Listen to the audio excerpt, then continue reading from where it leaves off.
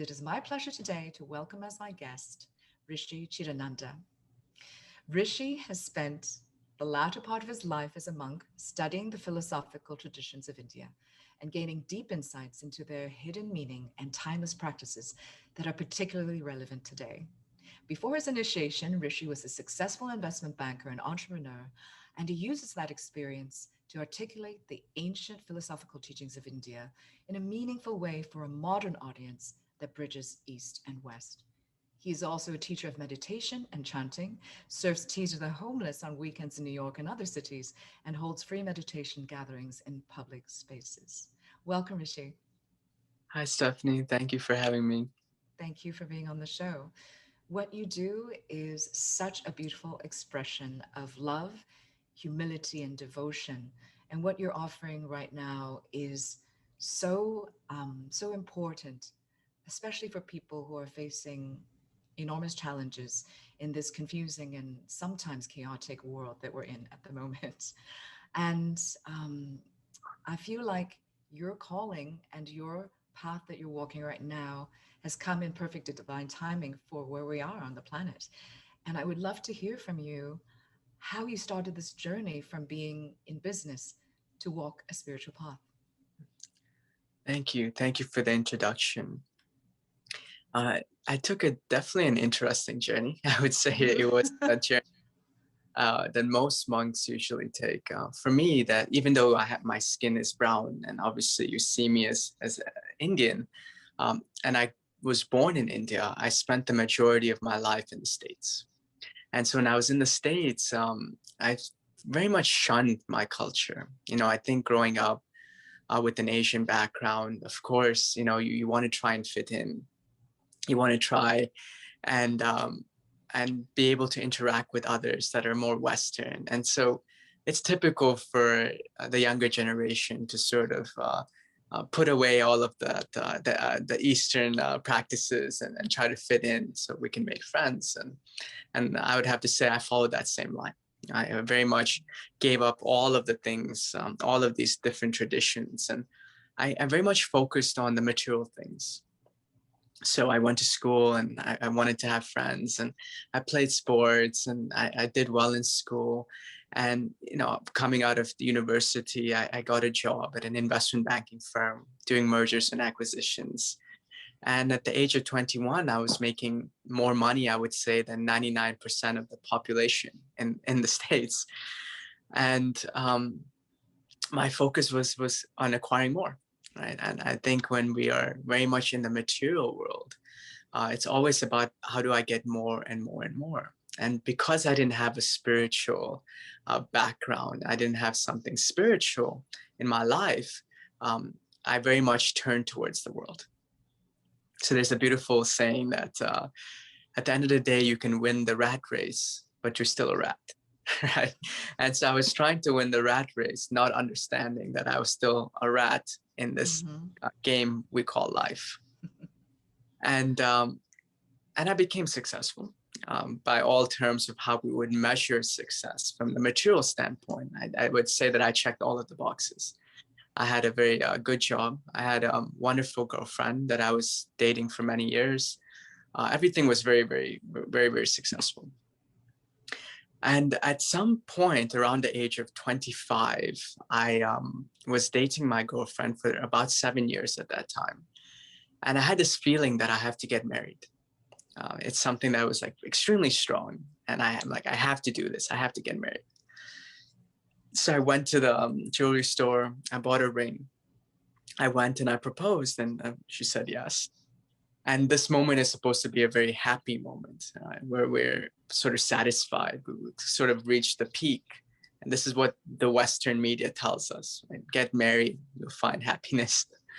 But in that moment, I couldn't help but feeling somewhat sad, feeling somewhat empty. And I couldn't explain what that reason was. As we started to get closer and closer to the wedding, that feeling started to get stronger and stronger. At some point, right before the wedding, we had a conversation together. We sat down, and I was going to express the way that I was feeling. And at this point, my fiance at the time looks at me and says, I have to tell you something. if you stay with me, we'll have children, we'll have a nice house, we'll have a minivan, things will be fine, things will work out, but you'll never be happy. And it was almost like somebody else Wow. other than her was speaking. It was like a Mhm. spirit was speaking through her. She said, if you stay with me, we'll have all of these things, but you will never be happy. You're meant to do something different in this world. You're not meant to stay here with me. And it was a very like shocking moment. And Incredible. in that moment, we just decided, okay, let's take a break. So we canceled the wedding. We took a break. And at this point, I still didn't have spirituality in my life. So I sort of turned towards the world, and I started partying more. I started drinking more. I started doing drugs more. I started doing all types of things, just trying to fulfill this emptiness that I was feeling inside.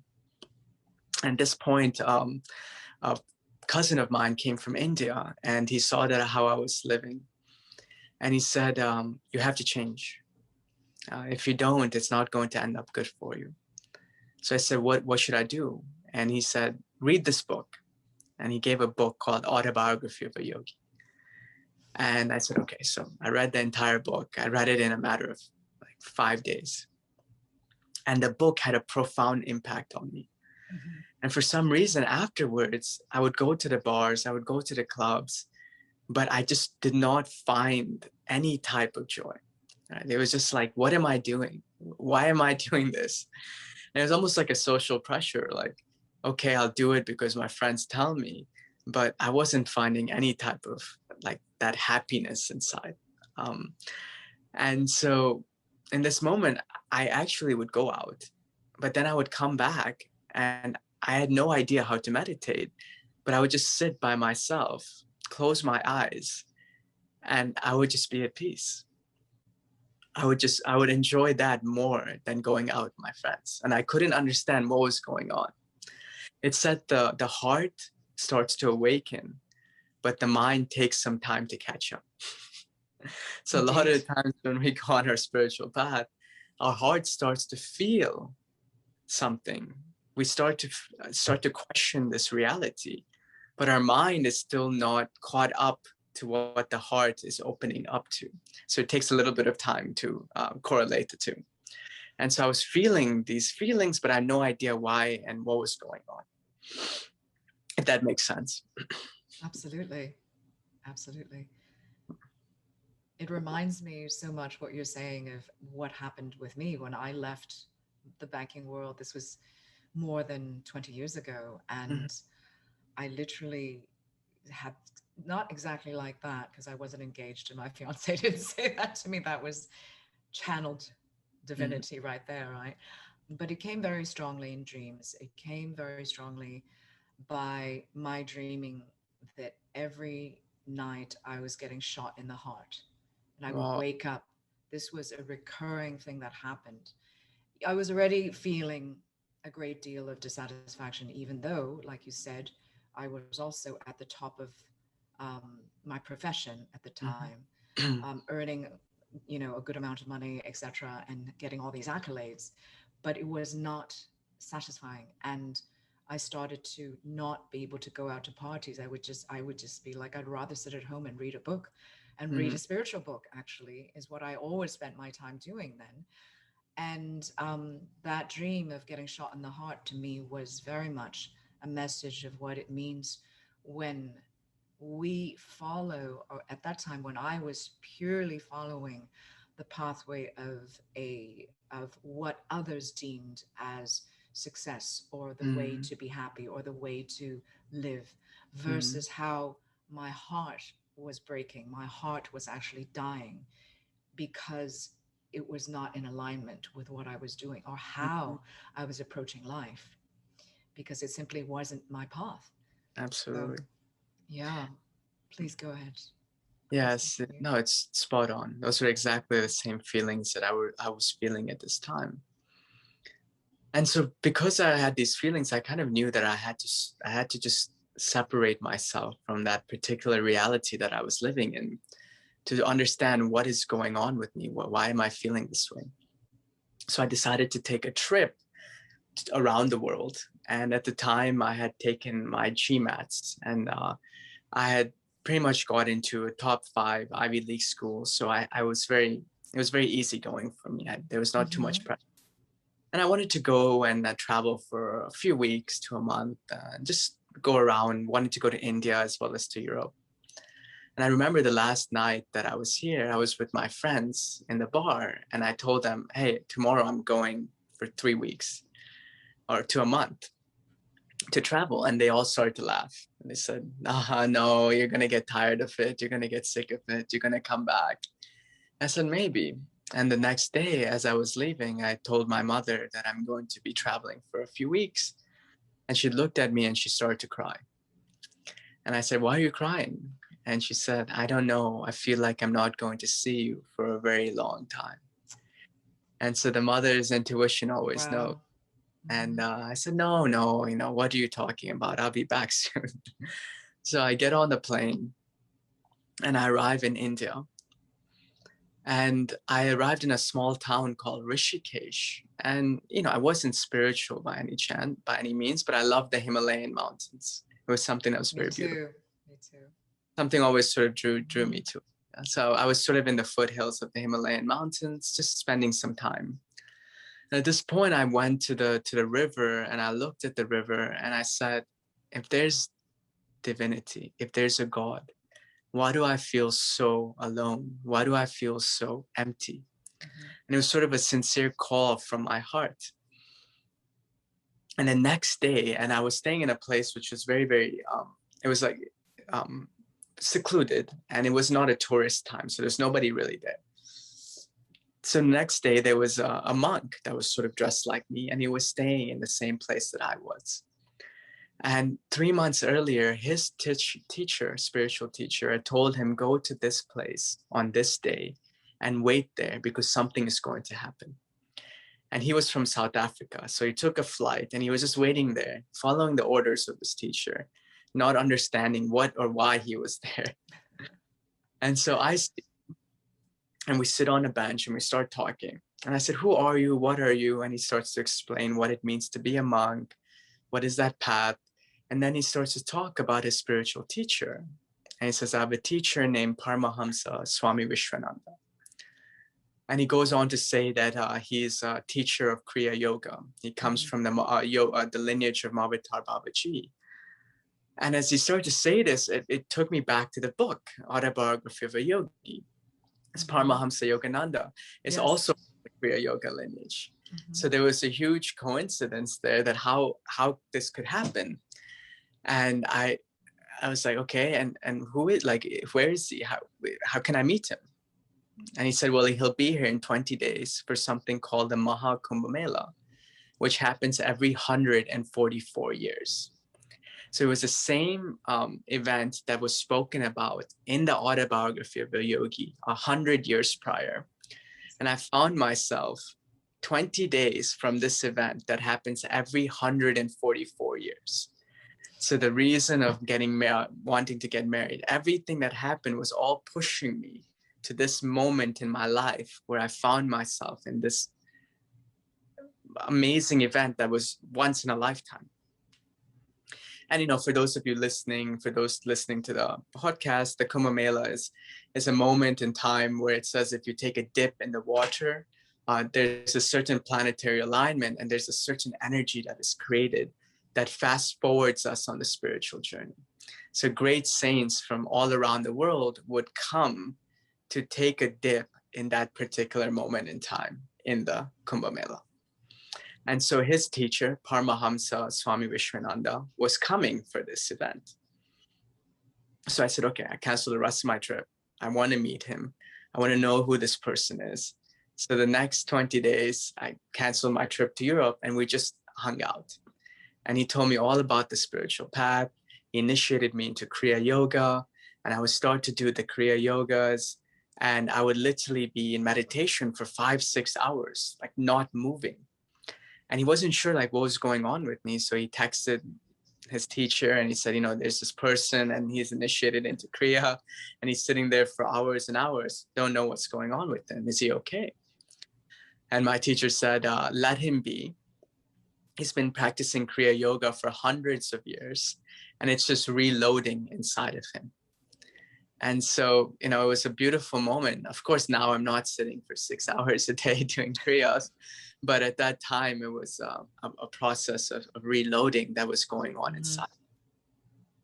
And so finally, the 20 days came by, and he arrived, and I said, I have to meet him. So he arrived in a small town, a little bit further away from where we were staying. And so we go to his place in the middle of the night, and I see him, and he looks at me, and he says, what do you want with life? And I said, I want to be happy. And he smiled, and he said, don't worry, you will be happy. And he says, spend the next 20 days with me as we celebrate this Kumbh Mela event. And I said, sure. So I canceled the rest of my trip, and I just spent 20 days with him. And when you're in the presence of a realized being, when you're in presence of a saint, it's not necessarily the words that they say, but it's the vibration that they give. And that vibration is it's just all love, right? Because they made that journey from the mind to the heart. And so everything is only love. And when you're in that state, it's almost like, imagine there's a cold winter storm, and there's a fire that is being lit. And when you stand around the fire, you feel the warmth. And for a moment, you escape the cold. In the same way, when you're around a spiritually realized being, you escape the material reality for some time, and you spend, when you're in their presence, and you're just surrounded by the fire of love. And ultimately, you have to do your own work and start your own fire in the future. But in the early days, when you're still learning to create the fire, it's suggested that you spend time around somebody that already is in that state, right? That keeps you warm until you learn yourself. And so I spent this time with him, and it was such an amazing experience, such an amazing time. And after it was done, I asked him, what do I do now? Should I go back to the States? And he said, well, why don't you come and spend some time with me in my ashram? And so he has an ashram in Germany, near Frankfurt. You spent some time in Germany, yeah? Or no? I mean, I've been to Frankfurt, but that's not where I spent a lot of time, no. Okay. That's not the Yulian connection. Yeah, that's right. Julian is the one that lives near Frankfurt. So I went there, and his main mission is to bridge the gap between the East and the West, to understand that it's only because we have so many divides, we have so many separations. And the ashram is near Frankfurt, about 40 minutes. And ironically, Frankfurt has the most international connections in the world. Right? It connects the East and the West. It's in the same way the ashram is in that space, and it has thousands of people that come all of the time, traveling back and forth. And so he said, why don't you come and spend some time at the ashram, get to know the space. And because I was really asking him a lot of questions about the spiritual path, right? What is happening? What is the Gita? What is Hinduism? What is, so it's referred to also as Sanatana Dharma, the eternal path. So he said, come and spend some time. So I said, sure. So I caught a plane directly from India after the Kumbh Mela was finished and went to Germany. And I was in Germany for about 3-4 weeks. And I was only supposed to be there for a little while and then catch a flight back to the States. And as I was there, I started to go deeper into the teachings of the Gita. I started to go deeper into the spiritual path. And it just started to resonate with me. It was something that I really enjoyed learning about. I enjoyed being around the people. So this is called Sangha, or community. I feel like I felt like I found my community for the first time. Because, of course, being in the material world, many people are focused on the material aspects. And sometimes we long to have a spiritual community. We long to connect with others that can share and understand the things that we're going through, right? Things that can't be explained, let's say, just by material things. And so I felt like I had found this community where I can finally sort of express a lot of the things that I was feeling. And so I really enjoyed it. And I spent about 3, 4 weeks there. And then once the time was up, I asked my teacher, can I stay a little bit longer? He said, sure. So then I moved it to 3 months. After 3 months, I stayed for 6 months. After 6 months, it was 1 year. After 1 year, it was 2, 3, 4. Next thing I knew, I was there for 7 years. And I You're never, still talking to your mother, though. I was, yeah, Yes. 7 years, but I never Yes. went to the States. Wow. My mother, I did speak to her, but after a few months of being in Germany. And of course, I'm an only child. And so for her, it was extremely difficult Difficult, yeah. that I had to go on the path. But after some time, she herself started to change. She would come and visit the ashram. She transformed. She started to do meditations, and so everything worked out wonderfully. But it just took a little bit longer. You know, that you actually brought up two things that are really important. And thank you, first of all, for sharing that Sure. beautiful, beautiful journey of such poignant and powerful moments in your life. It's really interesting because when we actually start our path to transformation, everybody around us is affected. One doesn't have to do any preaching, you don't have to do any of that, because when we start to embody the actual shifts in ourselves, that reverberates through to our energetic connections, whether it's with friends, loved ones, or family members. And it happens very organically if there is a true shift. And that is you've just described it beautifully. And the second thing you said, I think, is so important, is that, for you it was so important because when you're leaving that container, that it was your universe, that material world of business, of success. And by the way, nothing wrong with that at all. It just wasn't resonating with you anymore. And you had to find what actually did. So you become the odd person out. Suddenly Mhm. you can't really relate to the others. And you need to then find a community and a group that actually can support you in this journey, not only guide you and for you to receive lessons and wisdom and teaching, but also just to be in brotherhood, in Yeah, sisterhood, in that fraternity, etc. And that community and that support is incredibly important, especially in the early days of transitioning and of sort of transformation. absolutely. You hit the nail on the head. Mhm. We refer to this in Sanskrit. It's called sangha, or community. Mhm. And community is hugely important because it's said if you hang around with people that smoke long enough, you'll become a smoker. If you hang around with saints long enough, you'll become a saint. And Mhm. so it's about choosing the company that you keep, and that will give Absolutely. more strength to walk your spiritual path. Also, another thing that I wanted to just say is, on the spiritual path, it says that we come across 3 obstacles. Mhm. The first obstacle is an obstacle of love. And so even though, let's say, our families, they want the best for us, they do love us, maybe they might not understand what we are going through.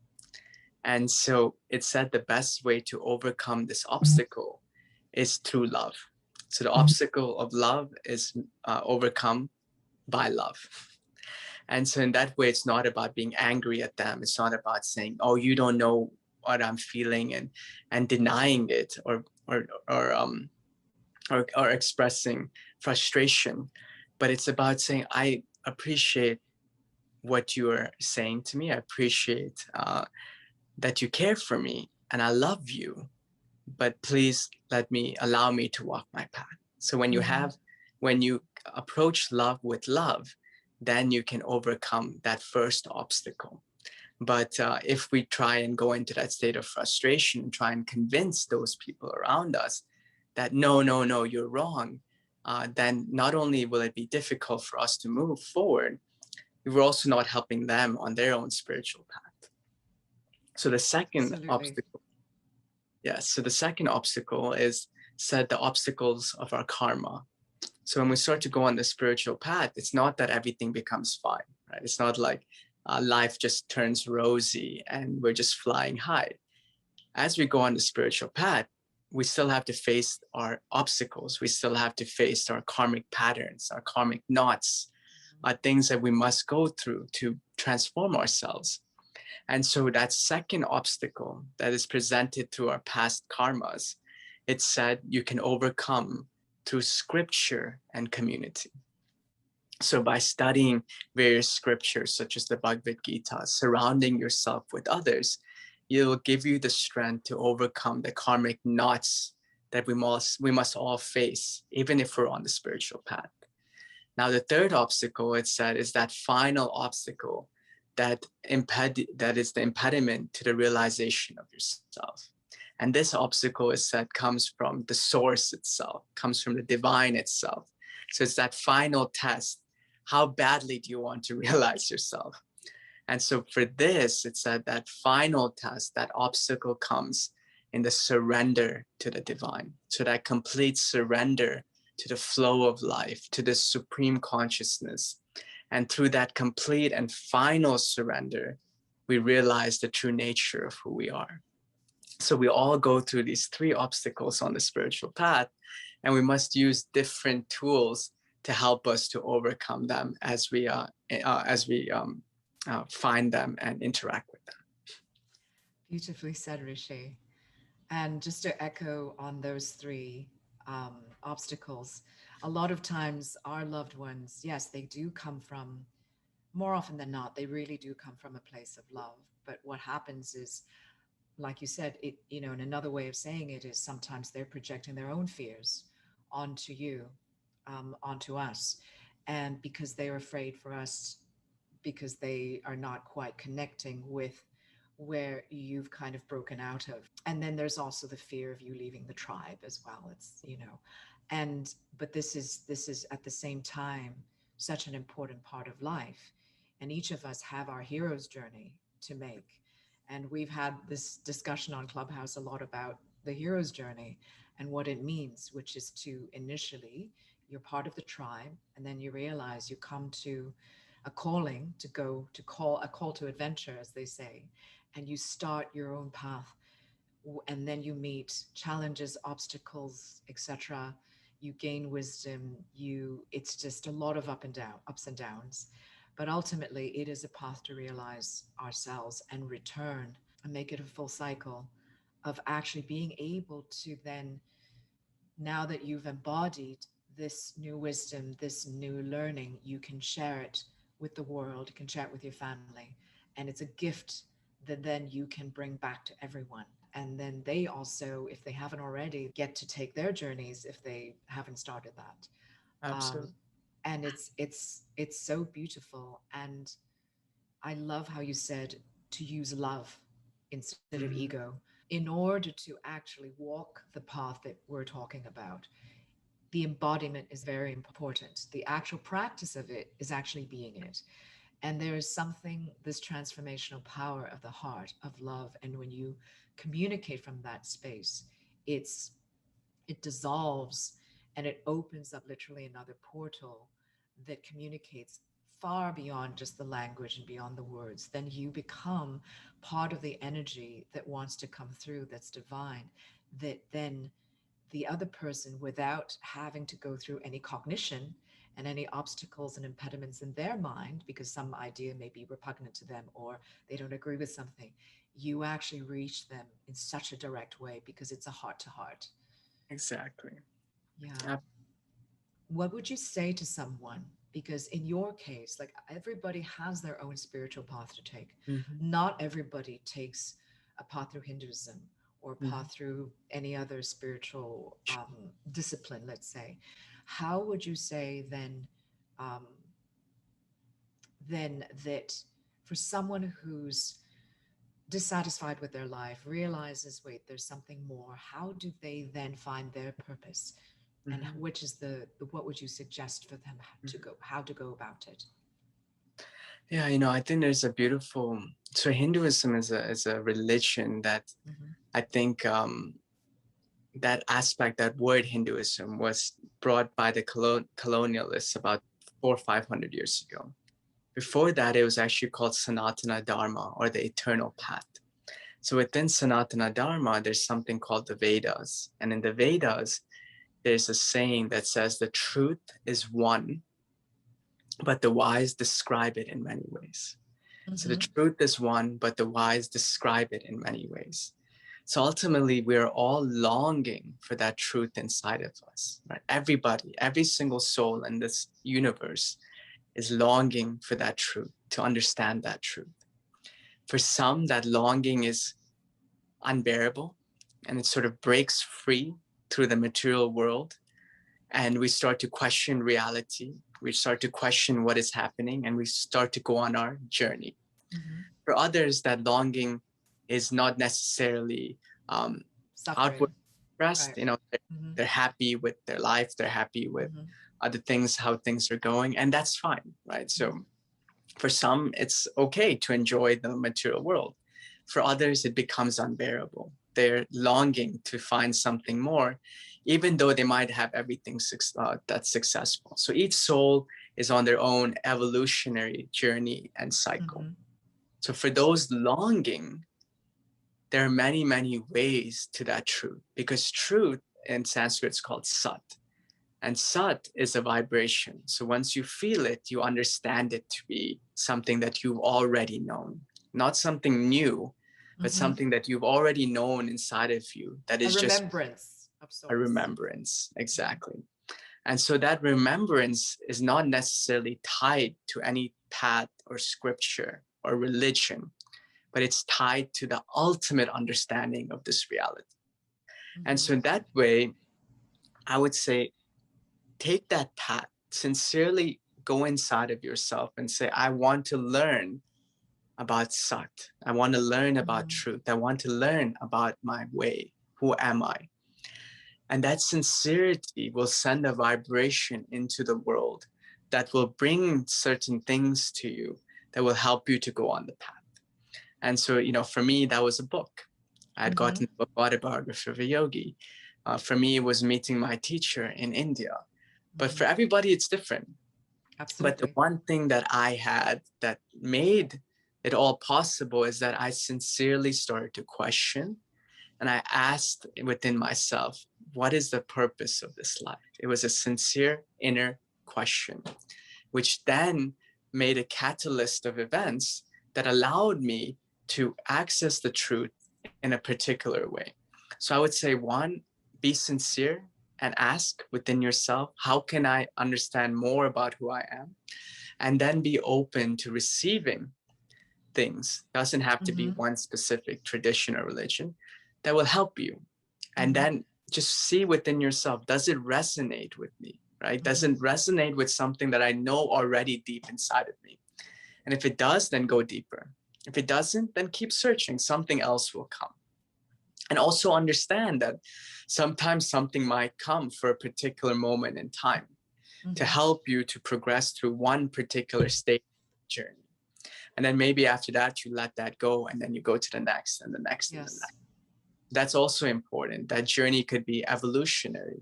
So for example, even something as, you know, we talked about The Alchemist, which is a huge book that changed many people's lives. And it also changed mine. And I used it as a way to progress. But then I knew, okay, now let me go to something else and to something.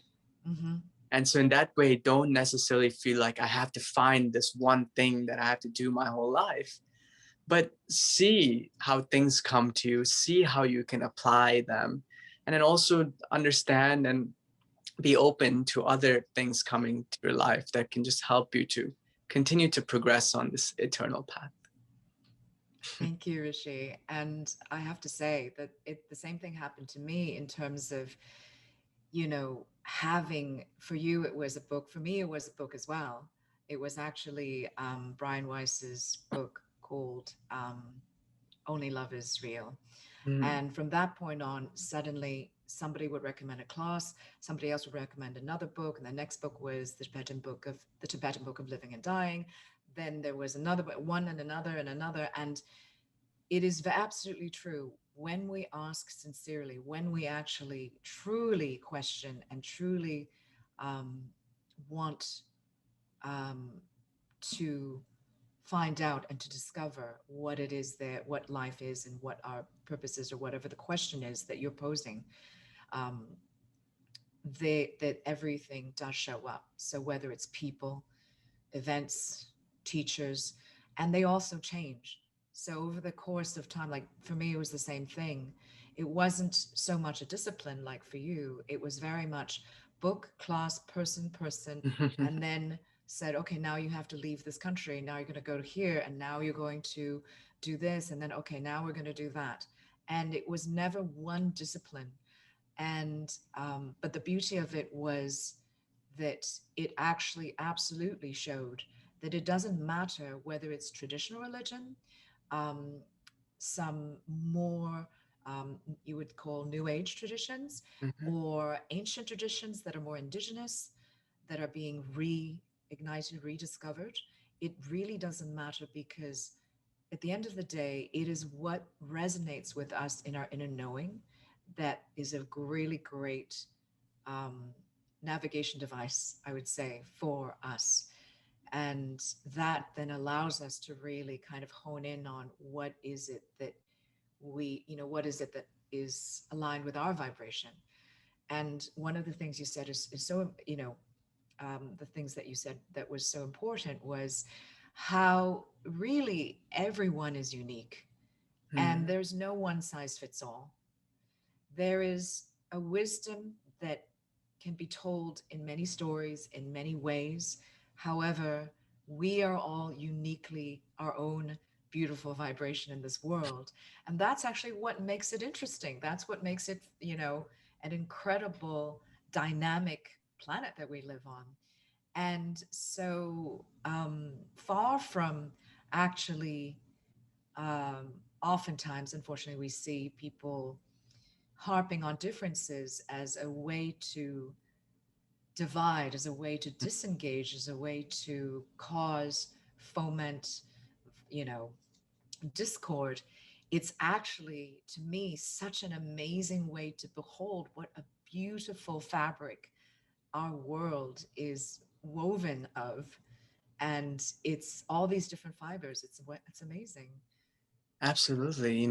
I think it's an experiential knowledge. Yes. Nobody can tell you about it. So the Mm-hmm. teachers, the scriptures, they have to lead you within yourself, and Mm-hmm. you have to experience. It's not something that can be learned through books. They can be, so for example, it's like, imagine you're in a forest and you have to find your way out.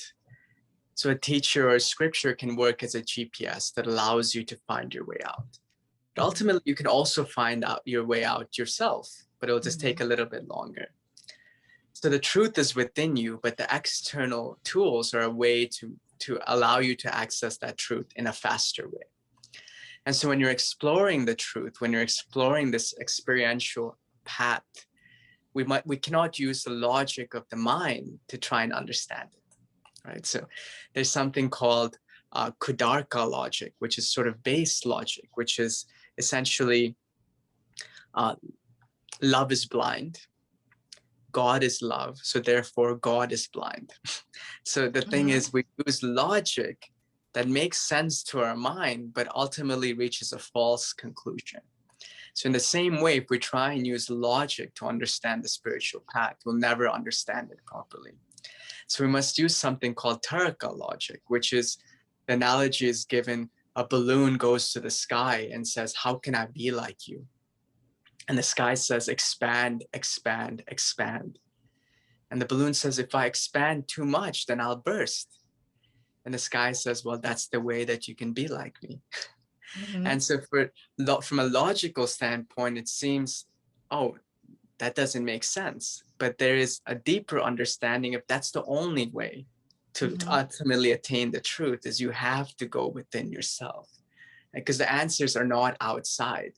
Teachers can come, teachings can come, practices can come, but they're all ultimately leading you to go inside of yourself and to experience that truth for yourself. Absolutely. Beautifully said. And I love that story. Absolutely. And you were actually saying about logic and the mind. And, we touched upon this a little bit before, but it really is important. You've often spoken about how important it is, and the most important journey is really mind to heart. It's a short distance, but often it takes a very long time. And that, we talk a lot about this on the show about how things connect, being Mhm. able to really um, hold ourselves in integrity in our heart, mind, body, and spirit, and not be disassociated from one piece or another. Because even let's say if you're too, let's say it's all spirit, then it's nothing is actually practical or grounded. We cannot really affect change. It becomes life becomes untenable. Or if one gets obviously too much in the mind, then something, which is what you described, let's say we can logic something to death, and it will lead to an annihilation. It will need to lead to something that doesn't actually um, fulfill, it doesn't actually answer the question and what we're trying to understand. And so, um, yeah, would love to hear more from you about that journey and how important it is. As you said, it's a relatively short journey, but it can take an entire lifetime. Mm-hmm. My spiritual teacher says it's that internal pilgrimage that all of us have to go through. So as we walk this path, it becomes very, very dangerous, because if we let our mind get too wild, it can Mm-hmm. make us very ungrounded. Mm-hmm. Also, there's a concept of escapism.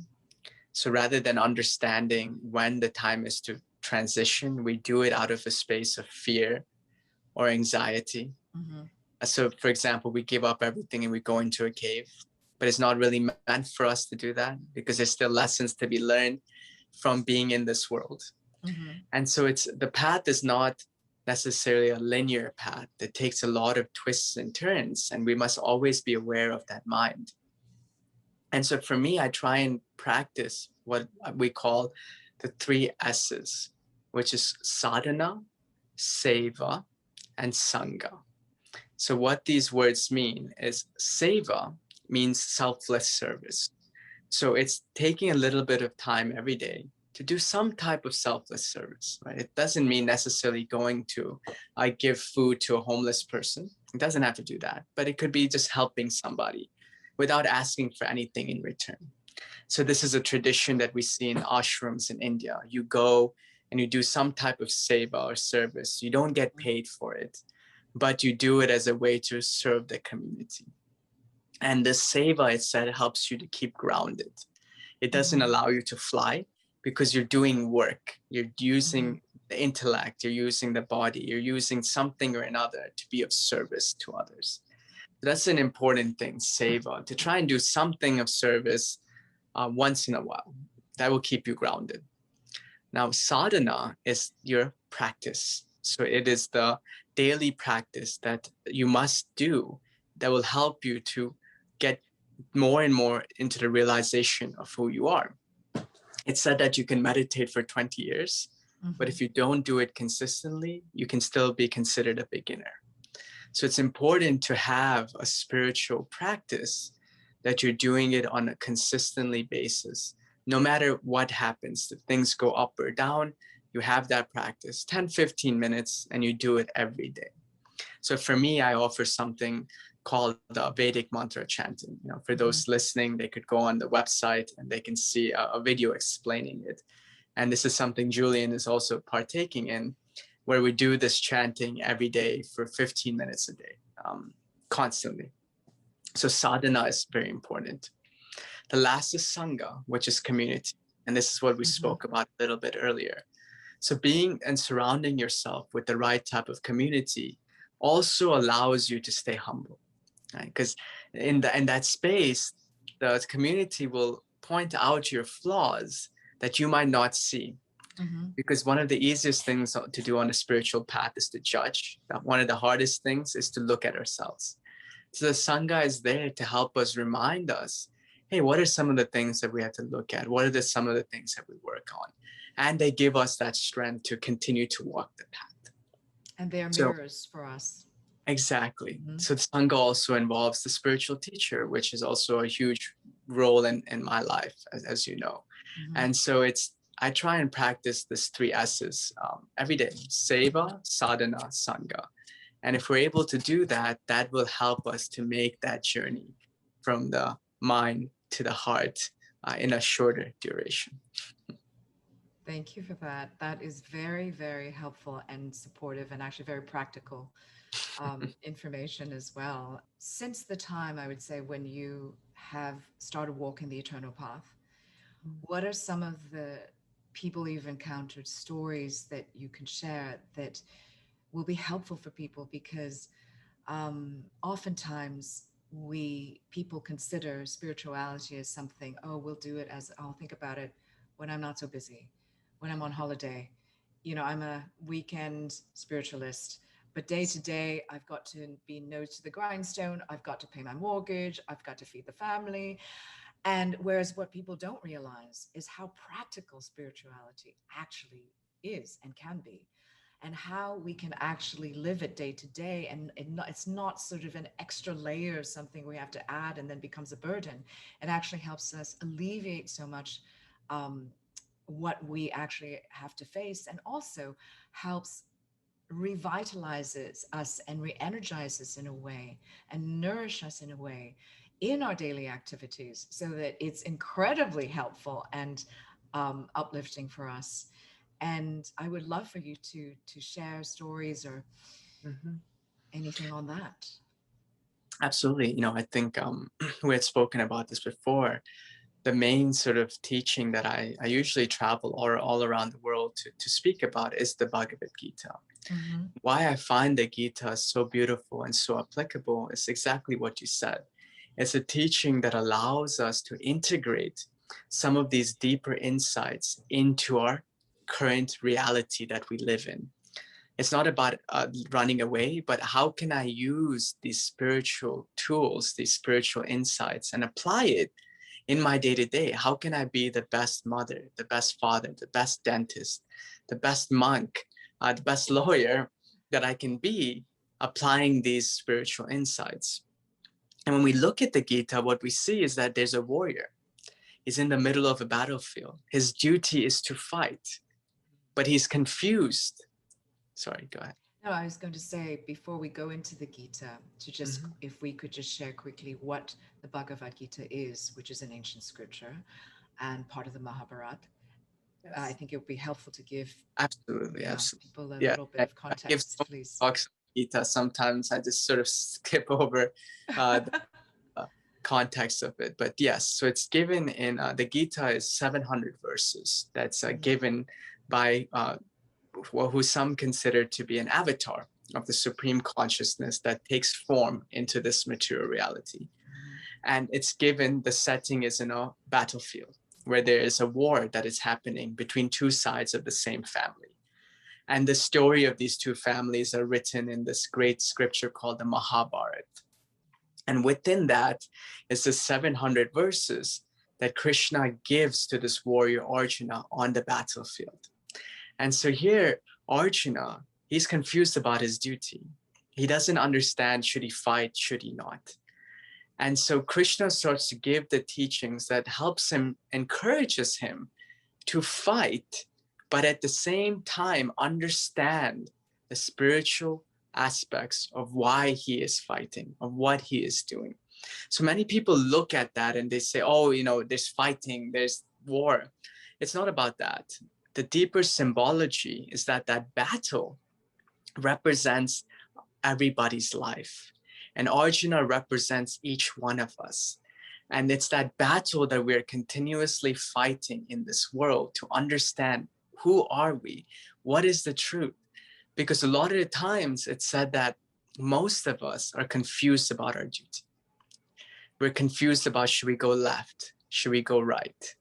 What should we do? Should I quit? Should I continue? How do I do my duty properly? What is my purpose? What is my meaning? Now, what is the point of being a dentist and doing the 9 to 5 for 20 years? Why is that? And so the Gita tells us, don't run away from your duty, but start to apply the teachings within the Gita and to what you're doing. And that will help you to find peace with where you are in life. And so Arjuna represents each one of us who's confused about our duty. And Krishna represents that true self, that divine self that acts as a reminder through scriptures, through teachers, through life about how to properly do our actions. And so in that way, it's such an applicable teaching that I see so many people can use in their day-to-day life, because many people, as you rightfully put it, they say, oh, spirituality is something that recreational spirituality, right? It's something that I'll do on the weekends after I finish my job. But it's, how do I do my job and apply the spiritual aspects into it so I can find peace? So then it doesn't become anymore, oh, I have to wait for Saturday or Sunday to be happy. It's, I can be happy starting Monday, 9 o'clock in the morning, and go all the way through Saturday, Sunday, and then back the next day. So that's an important aspect of the Gita that I really love to speak about and to teach. And it's so applicable, you know. I think, yeah, so I could share some nice stories of how it's been here in New York City as well, if you like. Yes, that would be great. Thank you for sharing that. And it's a point that bears some emphasis, because, you know, this is why, you know, this show is here, is because it is about connecting the dots for people. It's not something out there, it's something within us, and that we always have access to if we desire to. And the ways that we can access it are so many. Yes. And you just described one way, but really, there is so much. Foundationally, it's still the same, in the sense that it really is through our hearts. And it's like, how do we then make that connection within ourselves? And there's an enormous amount of acceptance and forgiveness as well, that then, and compassion, that actually results from that, because you start to see the world in a very different way. And Absolutely.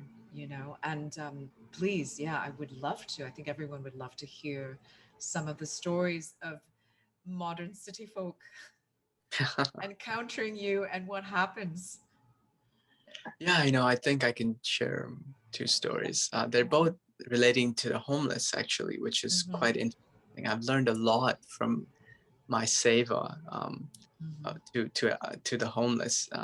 And, you know, a lot of people think that I'm helping, but in reality, I've learned so much from them that I'm forever grateful for the teachings that they've taught me about how to live a spiritual life. And I remember when I first came to New York, there's an event called Navaratri, which is a celebration of the Divine Mother for 9 nights. And so in the ashram, we do you know, a lot of rituals and pujas and celebrations celebrating this beauty of the Divine Mother. And so in New York, of course, I wasn't able to do that. So the first night, there's a beautiful statue of Mother Mary that was right where I was staying. And of course, as we say, all of the traditions, religions, in essence, it's just 2 words, right? It's just love. That's it. That's the essence of all traditions and religions, just love. This is also the motto of my spiritual teacher, just love. And so it doesn't matter if you choose to view the Divine Mother in the form of Kali, Mother Mary, or whatever Lakshmi, whatever form that you want, you know, so be it. Right. So I saw her in the form of Mother Mary, because that's what was available to me. That was the form available to me in that moment. So the first night of Navaratri, I take a rose and I go and I give the rose to the statue and I pray and says, you know, Divine Mother, please, you know, show your grace and mercy, and, you know, thank you for everything. And I did a small little prayer and I finished and I went for a little walk around the church to come back. After the prayer was over, I come back. And when I'm back, I see a homeless man in front of the statue. And he has his pants down and he's urinating all over the statue, all over the rose, all over everything that I had just done there as a prayer. And I saw this, and in this moment, I became very, very angry. I said, why did I leave the ashram? Why did I come to New York City? Nobody here cares about the Divine Mother. Nobody here cares about spirituality. It was all a big mistake. And so I was feeling this frustration. And I look up at the statue and I see the Divine Mother smiling and laughing. And I could feel the love that she had for this homeless man that was there urinating in front of her. And I started to realize that the Divine Mother, divinity is in everybody, right? Everybody is divine. And love flows the same to every single person, the criminal or the saint. The love, the divinity is all the same. And so one of the main paths, one of the main things that we have to see is to learn to see that divinity in each person, even though we have that mind that judges, that mind that separates, to understand that that love flows equally to all beings all throughout the universe. So that was definitely an interesting and powerful lesson that I learned when I first came to New York City. Beautiful, beautiful. Tell us, actually, I know you have this beautiful seva practice every week, in which I was mentioning earlier. You also have the City of Light project, which can you tell us more about that? Sure. So the City of Light project is a project to help build a physical space that where people can come and do Om chantings, which is a particular practice that I'm currently doing in New York City, in Central Park, and other places. It's also a place that people can come and learn deeper about Eastern traditions and philosophies, and then also stay for an extended period of time, whether it's 3 weeks to a month to 2 months, and then go back into the world. Because I think a lot of the times, as we said, the path of the monk is not for everybody. But to spend some time in that energy is important, because it's like it's a charger that charges up your battery. And then you can go back into the world and do your duty and not let all of the things affect you. You become much stronger. The light is stronger. And so right now that I've sort of left the ashram and I've come to the States, and I've been here for the last 6 months, we're looking to create a space that we're calling sort of the City of Light, somewhere in the New York City area, which can be a space for people to come and visit and have those experiences. Beautiful. And you actually just reminded me of another conversation we had, which is how we talk a lot about polarity. And especially right now, when there's a lot of people, a lot of extremism happening, and a lot of existing polarities seeming like they're actually becoming even more polarized. The City of Light project, it's so helpful. We all need that nourishing. We all need that reminding. And besides our personal practices, having a space to do that and having a space with you, it would be amazing, especially in this, in order to take the grounding that we develop within ourselves into the world. And and you said also, we had a earlier discussion about this, but I think people need to in some ways be aware that polarity won't disappear. This is the world that we live in. This is the plane of Earth, of the third dimensional plane that we're in. Duality. And is duality, exactly. And it's not even about, it's never about sort of wiping out the other side, because then we fall into the same cycle of samsara. It's the same thing again of trying to domineer somebody else, and you're again out of that heart frequency. We're out of that unity consciousness. So the understanding that I feel is so helpful for people is to come into the awareness that guess what? This is the world of duality, and we're here to learn through that. Yeah, I think, as you said, it's when we understand that this world is dualistic in nature, we try and not make the world perfect, but we just try our best to spread the light inside of us as much as possible. And some of the greatest beings, some of the greatest people that have had the most profound impacts on this world, they didn't set out saying, I have to change the world, I have to do this or that. They just continue to be in their light. And that freely allowed them to make things happen. Things happened around them. They were in connection with the will of the divine, and things started to work out. But when we have that go into that mindset that everything has to be perfect, then we're obstructed right before we even start, because we start to make judgments. Because what we have to understand is the light of the divine shines equally on a mirror and on a rock. There's no difference. So if we're to look at the sun, the rays of the sun shines equally on a mirror or a rock.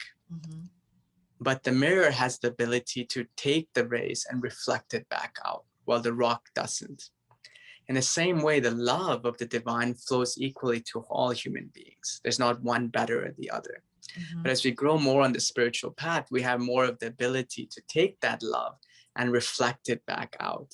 And just that reflection brings about the change without us necessarily having to do more than that. And that reflection, that light will guide us, let us flow, and we'll start to understand what I should do. Should I go left? Should I go right? Should I do this? Should I do that? Not from the mind, but intuitively understand it. And you're guided by a higher force. And that's when you have the capability to really bring an impact to this world. And with that, may we all become beings of light in a city of light, in a world of light.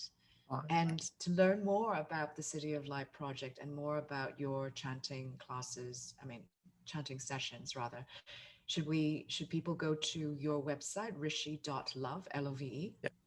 Yes, simple, rishi.love. Amazing. And I'll put that in the show notes, of course. And please follow Rishi on Instagram at Rishi_Chidananda, and Rishi Chidananda on Clubhouse as well, because you have a few rooms that you're also doing regularly there.